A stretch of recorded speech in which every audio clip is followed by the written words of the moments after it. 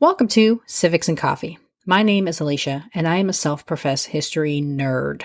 Each week, I'm going to chat about a topic on U.S. history and give you both the highlights and occasionally break down some of the complexities in history and share stories you may not remember learning in high school, all in the time it takes to enjoy a cup of coffee.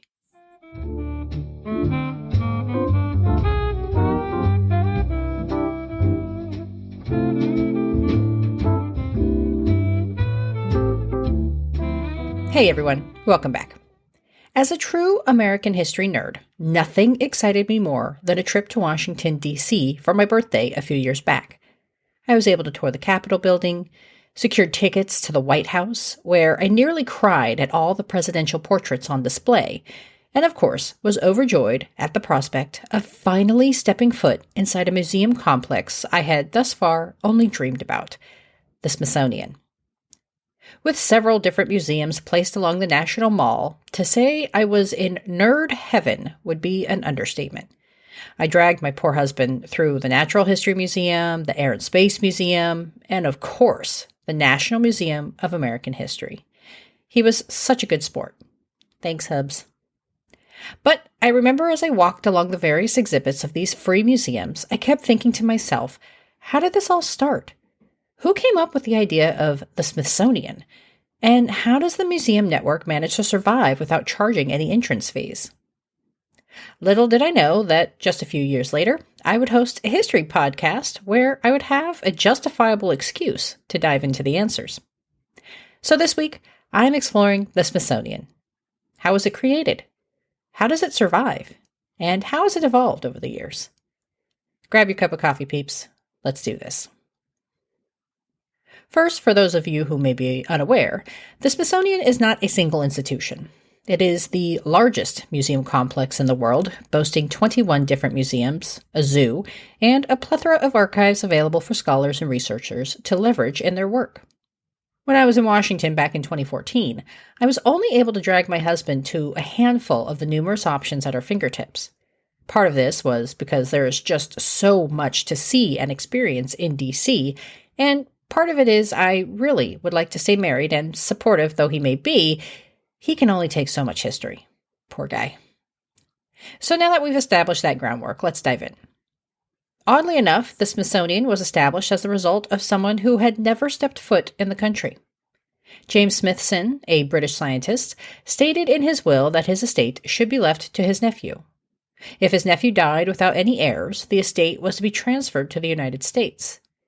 This money would, in Smithson's wishes, be leveraged to create a new opportunity for learning that would be, quote, under the name of the Smithsonian Institution, an establishment for the increase and diffusion of knowledge, end quote. There is a lot of speculation surrounding the original gift from Smithson. Why, many have asked, would someone who never saw or stepped foot in the United States want to leave their entire estate to it for the creation of an educational apparatus? Some have guessed that Smithson was angry with the British government for failing to recognize his birthright. Some have postulated that he was caught up in the Enlightenment ideals of America. Whatever his reasons, when Smithson died in 1829, his estate went to his nephew as originally intended.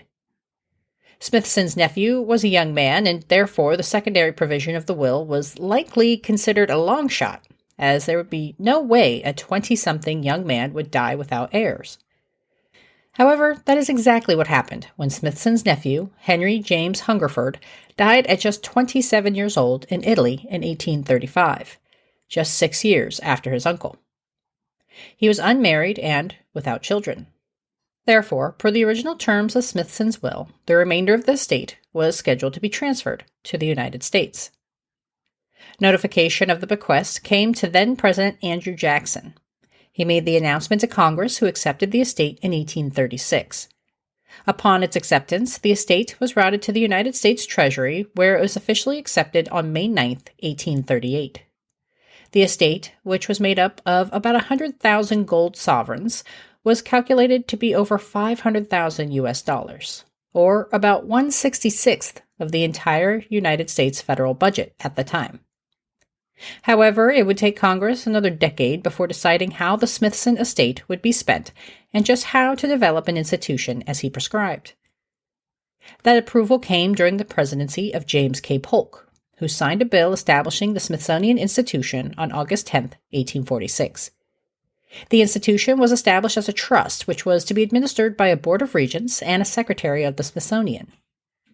Part of the bill establishing the institution reads as follows, quote, "The business of the said institution shall be conducted at the city of Washington by a board of regents by the name of regents of the Smithsonian Institution, to be composed of the Vice President of the United States, the Chief Justice of the United States, and the Mayor of the City of Washington, during the time for which they shall hold their respective offices.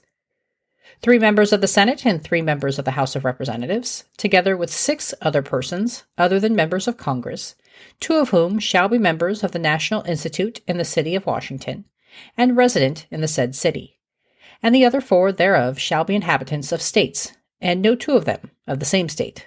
End quote. Can we pause here for a minute and think about how cool it would be to be the politician in charge of the Smithsonian? I know Washington, D.C. can sometimes feel like a frustrating place, but what a wonderful opportunity to geek out on our country's past. Okay, sidebar over. Despite being approved in 1846, the Smithsonian would not have a space available to the public until the design and construction of the building known today as the Castle opened in 1881. Designed by architect James Renwick, the building originally housed a variety of collections and served as the living quarters for the secretary of the institution. A fire in 1865 destroyed much of the top floor of the castle, causing the institution to invest in fireproof material in future construction efforts. While a fire could have spelled doom for the museum, the Smithsonian came back stronger than ever, and upon reopening in 1883, even touted electric lighting. At the dawn of the 20th century, the Smithsonian's estimated collection numbered roughly 2.5 million objects. The museum was such a popular institution that in 1897, they decided to expand and create new exhibit halls. The Smithsonian, and institutions like it, were important pieces of American life.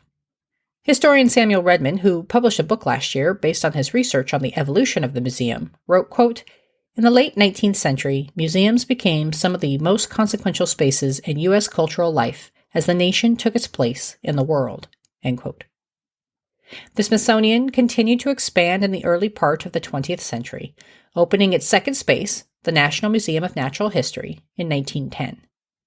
Construction of the building came as the result of second Smithsonian Secretary Dr. Good's ongoing plea for more space. The museum's collection included specimens from prior exploratory trips of the American West in the 1850s, as well as artifacts from the United States exploring expedition of the 1830s and 40s.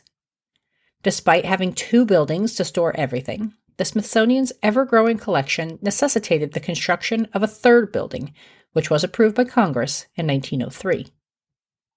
And though he never set foot within the United States during his lifetime, James Smithson's remains eventually made their way stateside when, in 1904, his original place of interment underwent a bit of construction. Initially buried in Genoa, Italy, the site was tagged as a place for a quarry expansion. Without any heirs to make claims, and in honor of his funding the institution, the United States paid to relocate his remains to the National Mall, where he was reinterred. Not just a place to look at cool objects or a place of research for academics, the Smithsonian was pivotal during some of America's greatest challenges, such as during worldwide conflicts. Again, from Redmond, quote, "During World War II, museum collections contributed to knowledge construction in an unprecedented manner." End quote. Leadership from both the Army and Navy visited the Smithsonian to try to learn new ways to engage in war. The institution received a significant number of inquiries from the military to learn about things such as boats used in frigid temperatures, all to make the United States better prepared on the war front. The requests became so numerous that the Smithsonian organized a war committee in 1942. Formed by 2 institution employees, Smithsonian Secretary Charles Greeley Abbott and engineer Carl W. Mittman, the committee originally met daily to figure out the best way to support the country throughout the war. Cultivating exhibits as well as knowledge and expertise, the War Committee disseminated surveys to Smithsonian employees to identify anyone with travel, language, or other skills that may prove helpful in the country's defense. Despite the significant workload required to support the military throughout the war, the Smithsonian remained open to the public.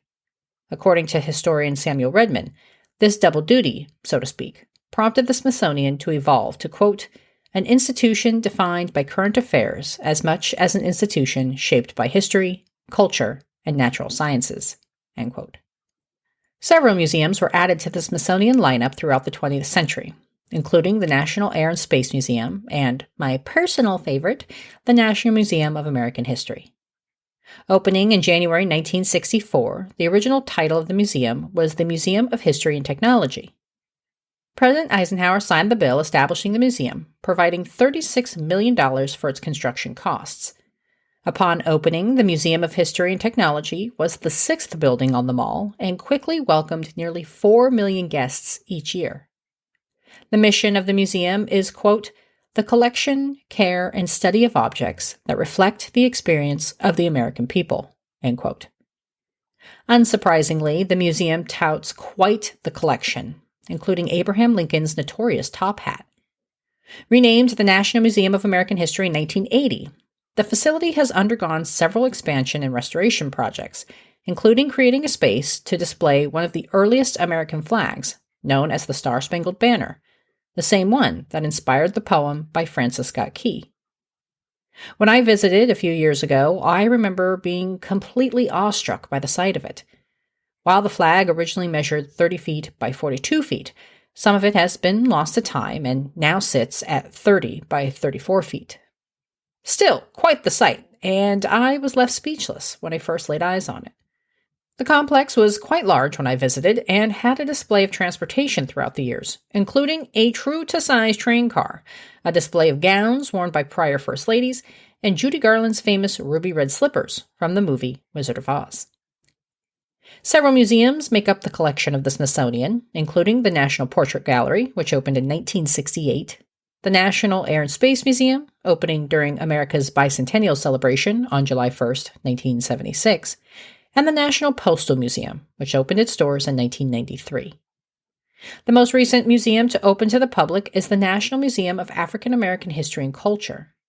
Opening on September 24, 2016, the museum seeks to share the story of American history through the lens of Black Americans. As of this recording, the museum holds more than 40,000 artifacts to fulfill its mission. Speaking of artifacts, one of the largest collections held by the Smithsonian is from indigenous populations. If you follow the debates of museum objects at all, then you may be aware there have been, and continues to be, a lot of conversations about museums and artifacts and just who should lay claim to them. In 1990, Congress passed the Native American Graves and Protections Act, otherwise known as NAGPRA. Under this legislation, any agency receiving federal funding must identify and return any human remains or culturally significant objects to the associated tribes.